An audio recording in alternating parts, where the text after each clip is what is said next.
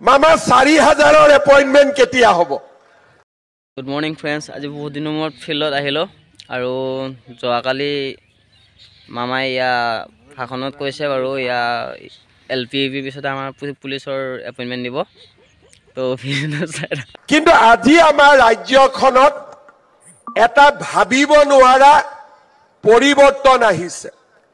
অকল যে শিক্ষকক লৈ নহয়, আজি যেতিয়া মই গাঁৱত যাওঁ, প্ৰথম প্ৰশ্ন আমাৰ কেতিয়াবা গুৱাহাটীত বহি থকা ব্যক্তিসকলে ভাবে যে নিশ্চয় আমি ইমান লিখা পঢ়া কৰি আছো, ফেচবুকত চৰকাৰ এগেইনষ্টত লিখি আছো, ইমান কষ্ট কৰি আছো, হিমন্ত বিশ্ব শৰ্মাক ল'ৰাবিলাকে লগ পালে নিশ্চয় বহুত টান টান প্ৰশ্ন কৰে।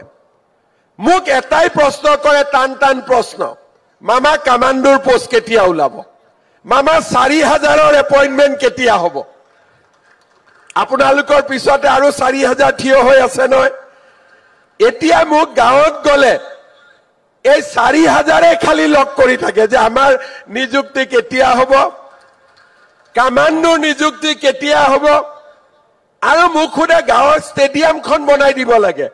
মই বোলো হিমা দাস, লভলিনাক দেখি এওঁলোকে খেলুৱৈ হ'ব খুজিছে নেকি? মই বোলো ষ্টেডিয়াম কিয়, খেলিব ইচ্ছা, কি খেলা? বোলে নহয় দাদা, পুলিচৰ চাকৰি লাগে না, দৌৰিব লাগে। এনেকুৱা পৰিৱেশ অসমত আগতে কেতিয়াও হোৱা নাছিল। আজি আমাৰ